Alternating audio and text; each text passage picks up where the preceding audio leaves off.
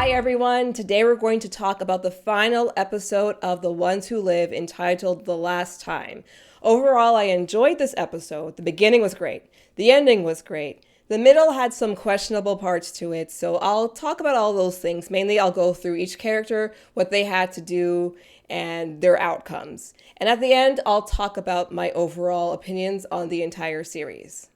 Let's start with Rick and Michonne. So they had several missions throughout this thing, so let's talk about their first ones. Michonne's to get into Anne's place and get the dossier she created. Rick's was to get the Echelon Briefing from Beale. Michonne was able to get into Anne's place, and Anne said she didn't die an artist, but I feel as though she did because she just moved there and she had a whole bunch of art supplies and artwork there.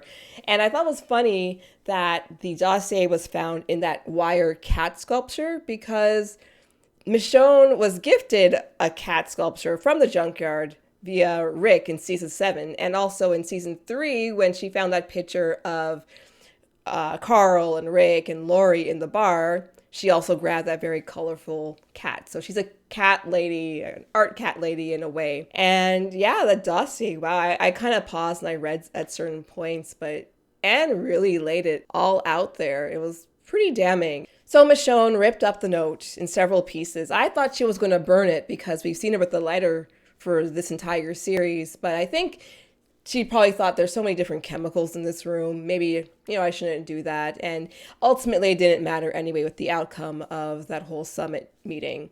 And at the end, when she is by the door and her foot stops the letter that the soldier is passing through the door, like she would have gone off scot-free. But in that situation, she had to asphyxiate the lady, which I don't think we've ever seen her asphyxiate anybody in the past. Do you recall a time?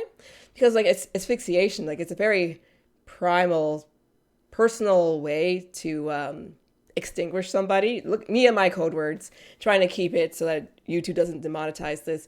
But I don't think we've ever seen her do that before. So we know that obviously she was in a very desperate situation, and she did what she had to do. Now let's talk about Rick's meeting with Beale and this oh-so-famous Echelon Briefing. Now, this was horrifying. This is horrifying. Basically, we talked to Beale a bit, and again, we don't really know much about Beale because he's gotten maybe 5 minutes of airtime up until this point. But from this, I think it's okay to describe him as a cultish, genocidal fascist, maybe? I think that's a fair enough assessment. So he talks a little bit about his upbringing, how his parents or his dad was an alcoholic. He moved into a VFW, I think it's referred to. He got into the military, went to Vietnam, and all these different things. And all this stuff really informed his outlook on life. Jumping to the more recent future, Beale tells us about how he basically sacrificed Pittsburgh for the benefit of Philadelphia. He knew that a large horde of walkers was going to come in and kind of take the troops there by surprise. So the walkers did the work, but he knew they were coming and he did nothing to help them because he wanted to keep Philly safe, right? We learn about Omaha. Omaha wasn't a similar situation to that where the walkers just came through and the structures fell down. No, it was planned. And in the first episode, we saw the propaganda that was put through the TV. And that's what Pearl really, she mentioned, oh my gosh, do you see this? Now we really have to save Philadelphia. And it was just really terrible. And the plans of how the CRM was going to commandeer the CR, take over, militarize the place, and institute martial law, I think is the correct phrasing, and take over and basically rule the people. No, that's not good. That is not good. That's not the way society's supposed to work. That's not the arrangement that they had. So yeah, Beale is pretty terrible. And just thinking about how bought in Thorne was to this deal is wow. It's you really have to have low character. I think low character is even too friendly of a word to describe it as, but there's something fundamentally wrong with you if you think that this is okay. It's okay to be a part of something like this. Yeah, it was very, very, very eye-opening. And what I thought was interesting about Beale is, again, I had no read on him because he was barely on the show. And he said he didn't really have much of a read or a very defined read on Rick. And he mentioned that, Rick left, tried to leave 4 times. He doesn't know about the 5th time, but to his knowledge, 4 times he tried to leave. He had an out because his helicopter went down. They all thought he was dead, but he showed up and he's there now. So he's a real poster boy for how great the CRM can be and how potentially he could be running the show in 10 years. So it's very interesting because I think that a person like Beale, who has the essence of a cult leader, could see someone like Rick and have that assessment. Whereas if you have somebody else, they would have an idea that this person might not be so trustworthy. Rick might be a person who's a bit of a flight risk, right? Not somebody who will conform to the rules. And question, why is he here now? He did have an out. Why is he back now? But I think, again, his personality doesn't allow him to think that way because he's thinking, well, I've got something great here. How can nobody want to be a part of a regime that I've set up in this way? When he asked Rick, what was the worst thing that you did to keep someone alive? And he mentioned how he ripped a guy's throat out with his teeth like a walker. And then later on, Beale talks about how he sacrificed Pittsburgh for Philadelphia. And he said it was not exactly like killing someone with your canines, but it's pretty bad. Like those 2 things are comparable at all. So obviously Rick's kid is going to be, a young person. So protecting your son, who was going to be assaulted and killed potentially, versus killing a whole society of people, those aren't apples and oranges. Only somebody as messed up as Beale could even compare the two. That was absolutely wild. And the part at the end where he was asking Rick to swear on the sword and they were looking at each other. I was thinking back to the first episode when they're sitting on the bench after Rick was done with a run and Beale said to him, I'm going to look into your eyes and ask you, is Okafor up to anything? Or are you up to anything, Rick? And Rick says, look into my eyes and you tell me. So at the end, when he asks him to swear on the sword, and he looks at Rick's eyes, or like a few seconds before that, I think he could tell that something, no, this guy actually isn't buying what I'm selling.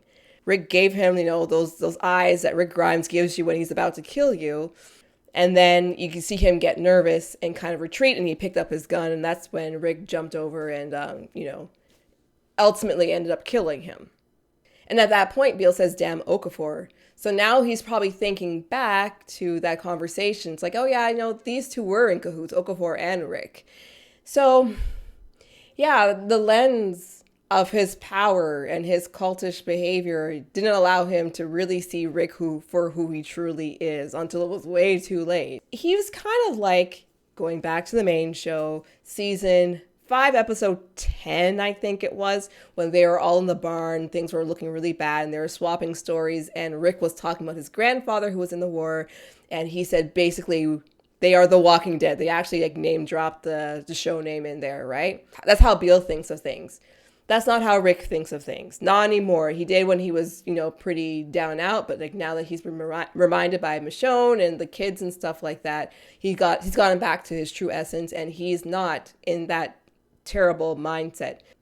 And jumping into Thorne from this, so she got the Echelon briefing. She was clearly kind of shaken up by it, but she is 100% bought into it. And she said to Rick, that Okafor stuff, I don't think so. That wouldn't work. I'm 100% into the goings-ons of the Echelon briefing.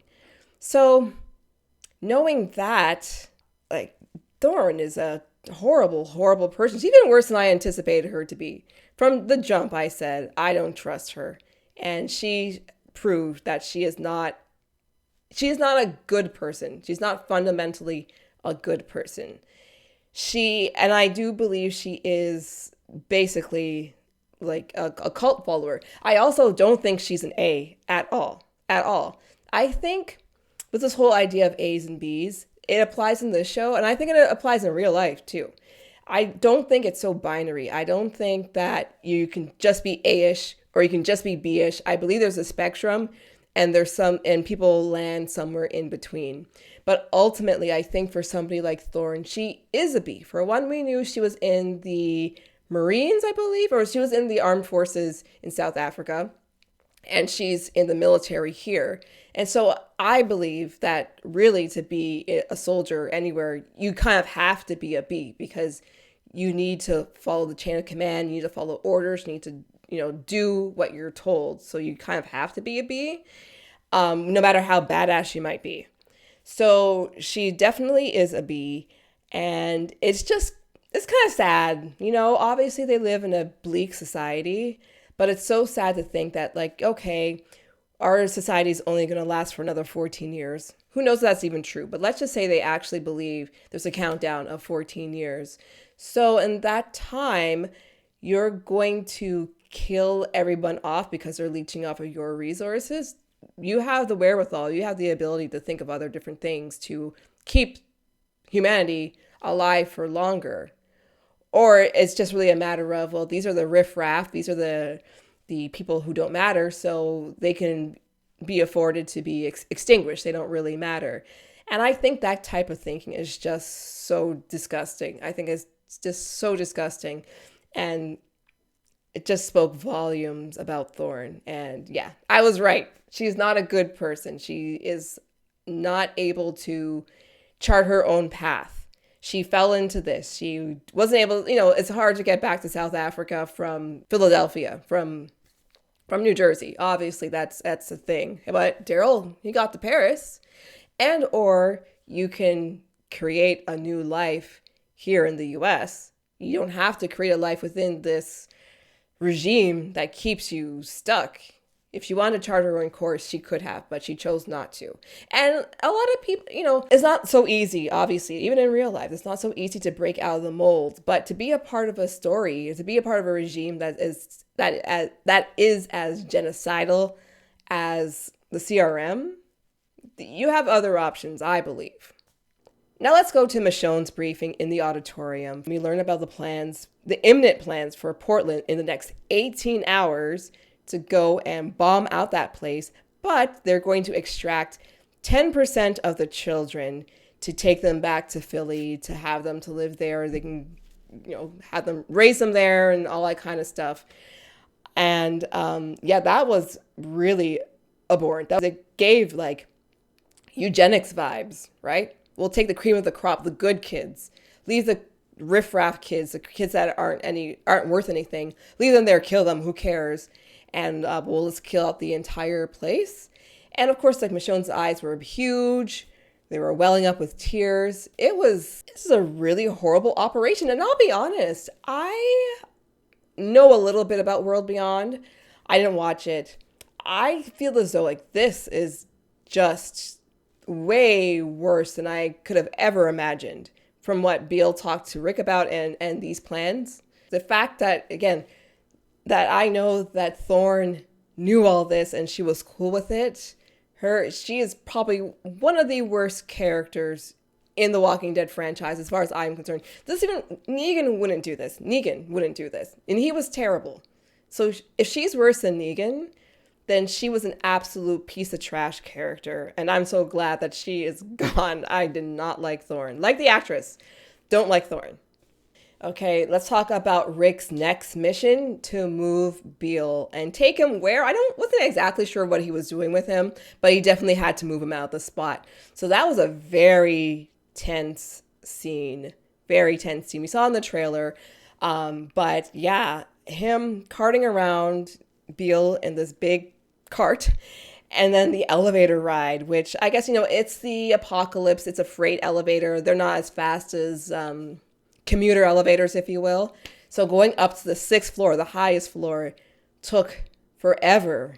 And, they weren't having a conversation. He and the other soldier weren't having a conversation. They weren't friends or anything like that. So the tension was very high. And then when the blood started coming out of the bottom, not good, because as messed up as the CRM is, I don't think they really kill each other. So to see a crate with a bunch of blood pouring out of it is a little off-putting. And so they got into that big fight. It was a pretty nasty fight, too. I'm glad that Rick came out of it, because they looked like they were pretty evenly matched, and Rick was pretty badly off at one point. But then when he killed that guy, I love Rick, but that was a bit much. That was pretty brutal. And again, I understand he did what he had to do, but that was a lot to watch. And I don't really understand how Michonne got there.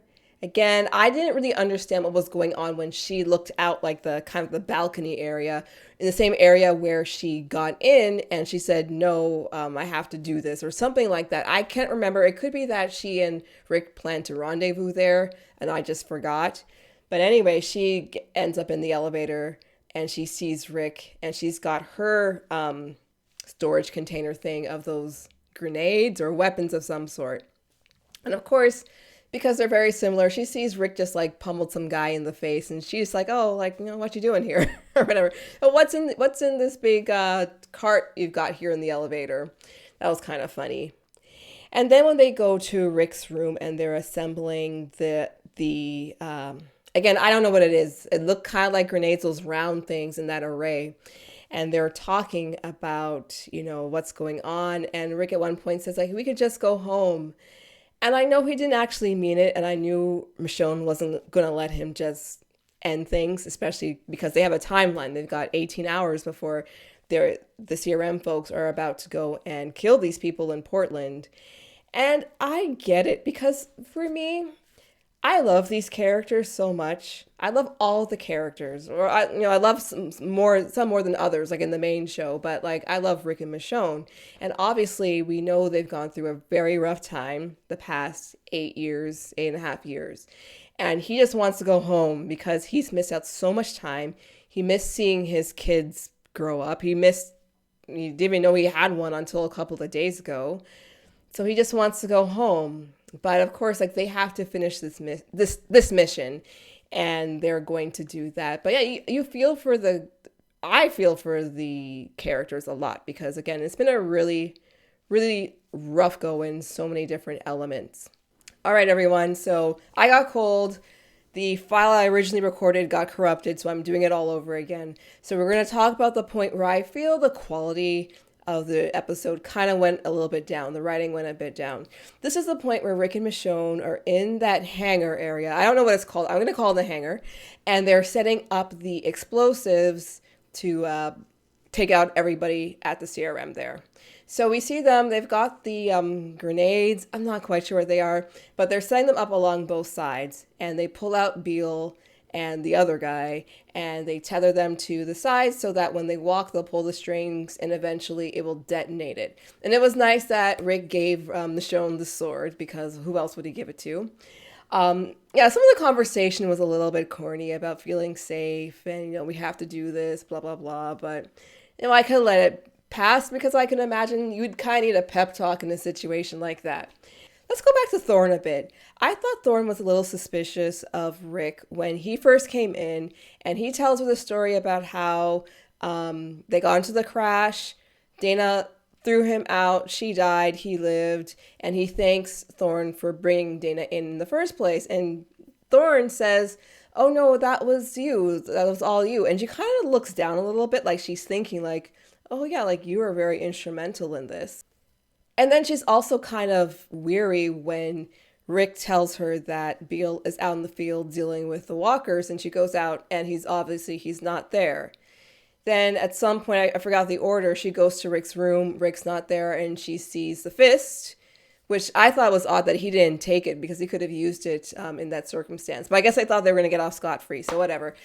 And then later on, she's recalling the conversations they had about Dana, like when Rick first asked her to vouch for Dana, and how she remembered him talking about like the person he loves not being gone, and a couple of things that kind of jogged her memory to think maybe Dana is his wife, or Michonne really.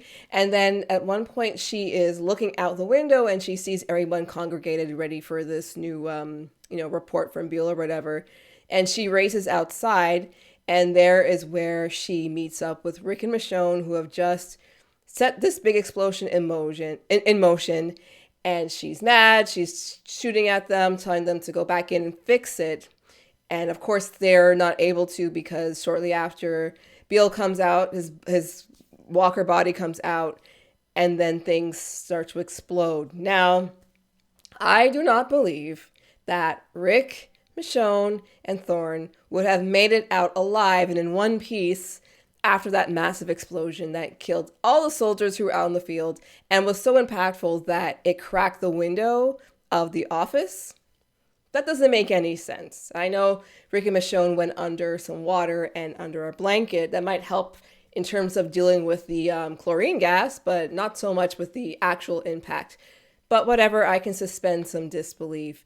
And it's always interesting, if you will, on The Walking Dead. It's like equal opportunity fighting because I don't even know if I can remember seeing Rick beat up a woman before. So it was kind of weird. But, you know, desperate times, dire circumstances, I guess. I don't condone anyone beating up anyone, so let that be clear. And so, yeah, he goes after her, then he gets kind of taken away by some walkers. And then it's time for Michonne and Thorne to fight. Now, this is where, yeah, like the dialogue was not very good. So Thorne says, "Oh, love is dead. Why are you fighting?" And Michonne said, "Love is alive," and they fight. So like the fight was good. The argument wasn't good. The dialogue of the argument wasn't good. And she stabs her in the heart, so she's incapacitated. And now we're looking for Rick. Okay. So it looked like it was a grenade that he threw out to explode the walkers by him because he pulls out a pin. I feel as though if you were to explode stuff using a grenade close to your chest, close to your body, that would probably not be very good for you and keeping you in one piece. I don't know. Again, I'm willing to suspend some disbelief because I want Rick to be okay. But I do think that this is a part of the show that was kind of sloppy. But I have to say, I've been bashing Thorne this entire video. I did feel a little bit bad because Rick really has been lying to her for weeks. And, you know, lying's not nice. Yeah, okay. I know she thinks of Rick as basically her brother, her family. So the betrayal on that end, I can understand why she's upset. But you have to do what you have to do. And she is so far down the rabbit hole. She is completely corrupt. I ultimately don't feel that bad for her. But I must say she had a little bit of redemption because she gave Rick the extra respirator because obviously she wasn't going to need it and he didn't have one. So, and then at that point she mentions that Beale was wrong and Okafor was right. You know, I understand that people when they're dying, they come to Jesus, if you will. I say on Easter Sunday. But it seemed as though it was a pretty big heel turn. I don't know. It doesn't really matter because she was going to die. So yes, so now they run off. They reach higher ground and we see that they're gone. So now we get to the end part. So this is one part where I can see valid criticism for saying that things kind of got yada yada over, okay? Because in the first episode of this series, we see that there's some people in the CR who have protest signs against the CRM. They're not even actively protesting. They just have signs that are on the side, and if you blink, you miss it. So we know that there's some discontent, there's some issues between the two bodies, but it's never really fully explained. And Michonne mentioned, like when she went to the town that day, that the people there wouldn't stand for the CRM's ways, which I think most reasonable residents of any type of town don't want their military to just be genocidal, right? I think that's fair to say. Overall, the series could have either added an extra episode to kind of talk about that or added even 15-20 minutes to this episode to kind of talk about the issues between the CR and the CRM. And now that the CRM is obliterated, the media that they've got going on over there can actually speak the truth. So we hear on the radio that they talk about Beale being dead, that everyone who went there is dead. And now people are free to leave the CRM or they're free to have their families brought up there and they'll have freedom going forward. They're not going to be walled off like they were before. So all that happened pretty quickly. I don't think it was too quickly. I think in essence that the explanation does pretty well, but it would have been nice to have seen these type of things play out. And kind of going back a little bit, I heard a lot of people say that the obliteration of the CRM happened so quickly. The physical obliteration of the CRM was done in a heartbeat because it was an explosion. And also they were on a time schedule. They had 18 hours before they were going to go to Portland and deal with all those things. So there was a time crunch. So Rick and Michonne dealing with it and basically obliterating it in a few moments. I don't necessarily have a problem with that because what are they supposed to do? Lollygag about it and draw out time before they take action just because? No. And also keep in mind, even if the top brass is bitten off at the head, there's still going to be agents, as they mentioned, Beale mentioned, there are agents around all over the place that will take a while to get the memo, like literally, and also they might not even take that to heart. They still could act in a corrupt way. So we won't know that now. That's kind of beyond the scope of this series. But so the time issue, I don't really think it is one. And we go to the last two scenes in the helicopter and then in the field. So we see Rick and Michonne are in a helicopter going back to either the Commonwealth or Alexandria, wherever the kids are. And we see Rick's hand trembling and Michonne puts her hand over it to calm him down. Because could you imagine, like in his situation, away from his family for 8.5 years, is finally going to see them. Judith was a toddler basically when he left. RJ, he's never met in person before. And he's going to basically meet his kids after all this time. It was just like, oh. And then, actually, I have it playing right now as on the live feed right now on the little screen. So I'm seeing that scene right now. Anyway, and then when they get off the plane or off the helicopter, and they're both running towards the kids are running towards them. And of course, Michonne greets them first because that's a parent that they know, really. And then Judith goes and she says hi to Rick. Some of the dialogue here I thought was a little gimpily too. I thought they could have spoken a bit more directly, but whatever. I was just so happy to see them together. And then Michonne is hugging RJ at this point, and then Rick looks over to RJ, and then he says, "Oh, you're the brave man? Oh, yeah, it's on right now. Oh, so cute." And then he's like, "Yes, but you can call me Dad." And it was just it's really sweet. And then the shot where they're all hugging, RJ is hugging Rick so tight, and then they all hug each other, and it zooms out, and that's the end. It was so beautiful. That's when I started to get teary-eyed. It was just such a nice end because these people, I love these characters. And I'm just so happy to see them at peace and be reunited, and they've accomplished the main task of this whole thing. First was Michonne finding him. That was done. Now he's back together with his kids. And so that warmed my heart so much. It's complete. Like last week, if you asked me, I would say we need a new season, another season of The Ones Who Live. Now, no, we don't need another season. Again, the actors, they want to do different things. I totally get that. And the story already wrapped up perfectly. So I'm very, very happy with how everything turned out. Now I'm going to talk about some things within the episode that I really liked. So the scene where Rick and Michonne are consummating their marriage. We have a bit of a flyover shot that goes over the table and the floor leading up to them. So on the table, it was cool because we see the integration of the tasteful nudes. We see the pop cans. We see the Johnny Walker Black label, of course. The product placement is right there. And 2 glasses that presumably they drank from before. And then we fly over Jadis's uniform, and we see there's some needle and thread because Jadis is pretty tall, much taller than Michonne. And also there's a big hole in it where she, hatcheted her. So there's that. And then we see like some gun magazines, of course. And it's so normal in The Walking Dead to see a bloody hatchet, a bloody machete, and a gun right next to where you're lying down because we live in that world, or they live in that world. We get to the shot of Rick and Michonne, and it was absolutely gorgeous. So we see him get the ring and put it on her finger, which was such a lovely moment. And the bedding, like the reds, the burgundies, the greens, was just so rich. And that shot almost looked a little surreal, right? Because it was in slow motion a little bit, and we've got the nice candlelight on their faces. And it reminded me instantly of a 90s romance novel, which you might think sounds really corny, but I thought it looked absolutely gorgeous. I thought it was such a beautiful shot.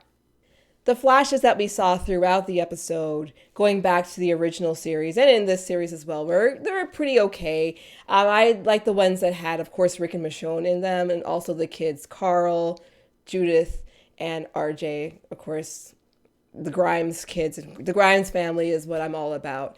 Seeing the others, some of them made sense, but like I did not need to see Negan.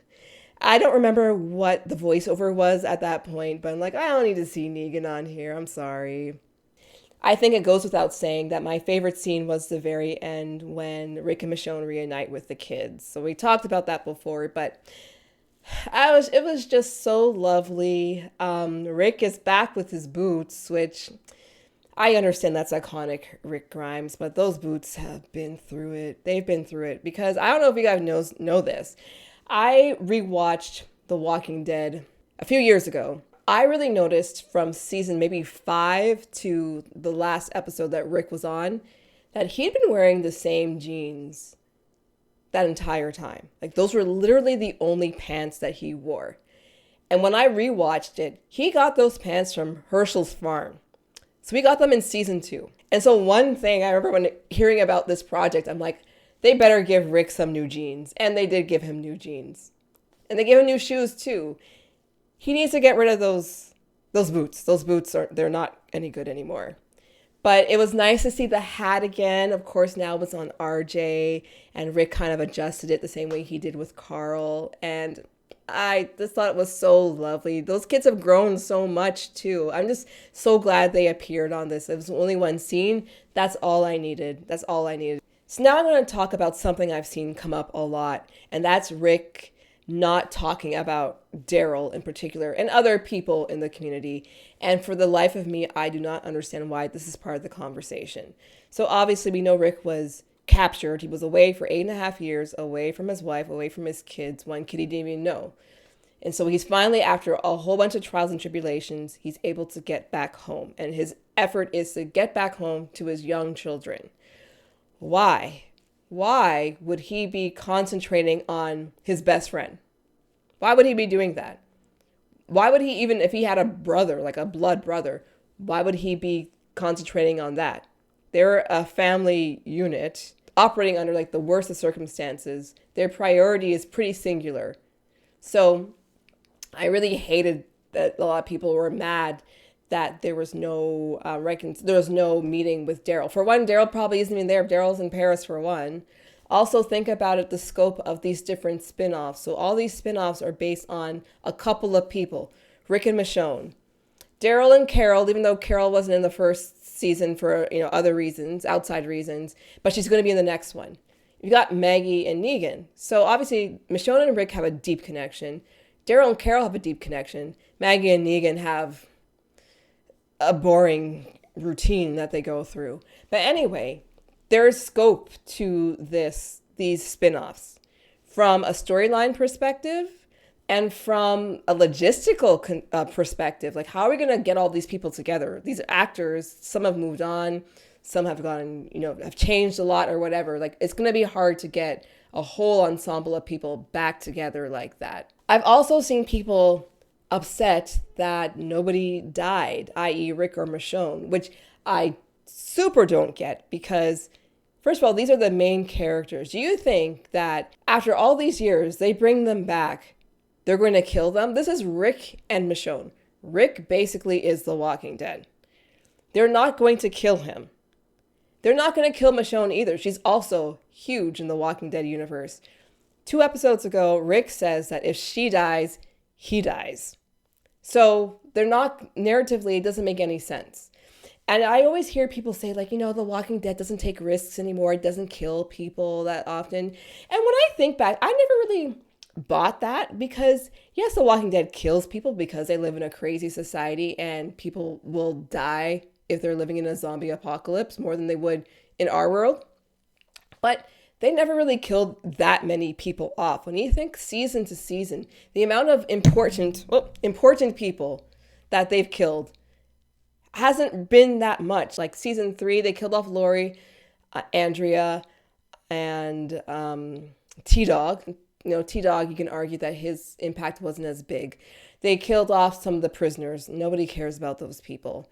And really, that's all I can think of right now that had any degree of importance. I'm using that term loosely because everybody's important. All life is precious, but you know what I mean in terms of the narrative of the story.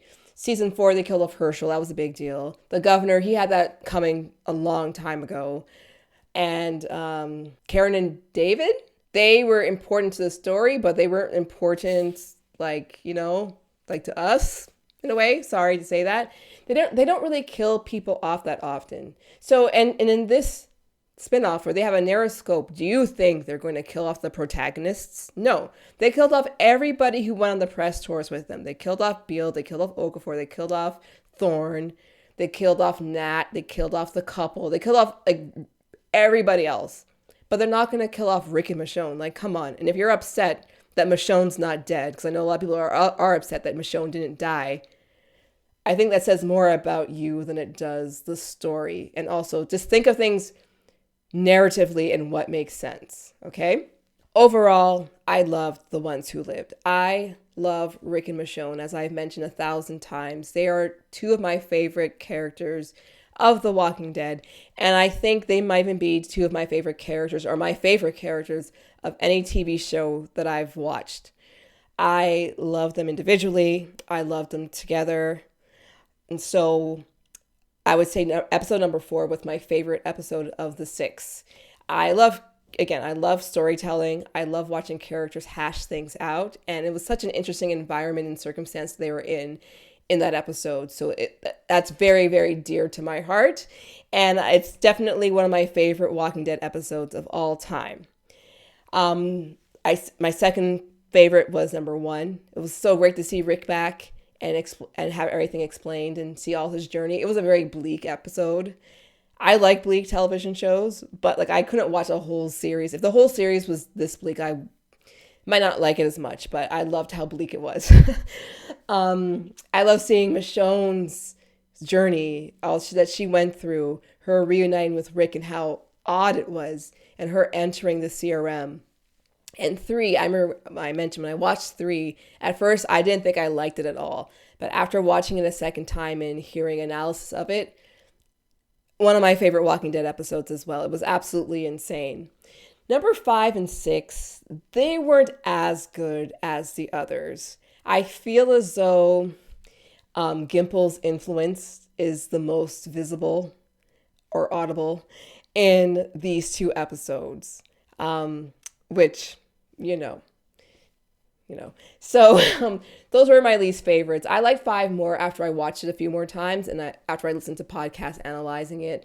6, this episode here, it is 9:05 p.m. I watched this at 3 a.m. because I have wicked insomnia, and so I was awake.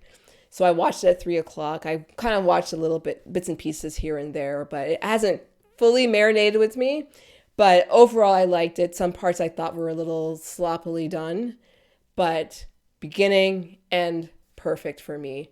So yeah, I'm very content with this series. I don't need to see Rick and Michonne again. I would love it if it's natural, if it comes out naturally and they do some kind of a big crossover with other characters on The Walking Dead. But I don't need it because I am so happy to see them happy with their kids. They can take a beat and just live, right? Because again, Rick mentioned he missed out on so many years of watching his kids grow up. So my dream for them, I'm imagining them just taking a long vacation. So yes, The Ones Who Live, Andrew Lincoln, Danai Gurira, amazing as they always are. It's been great talking about it here on YouTube, my first TV review I've done. And thank you again for watching me here on I See Melanie. I'd love to hear your comments, so leave them in the comments area and I'll respond to all of them. Basically, I respond to everybody. And yeah, like, share, and subscribe, and I'll see you next time, okay? Bye, everyone.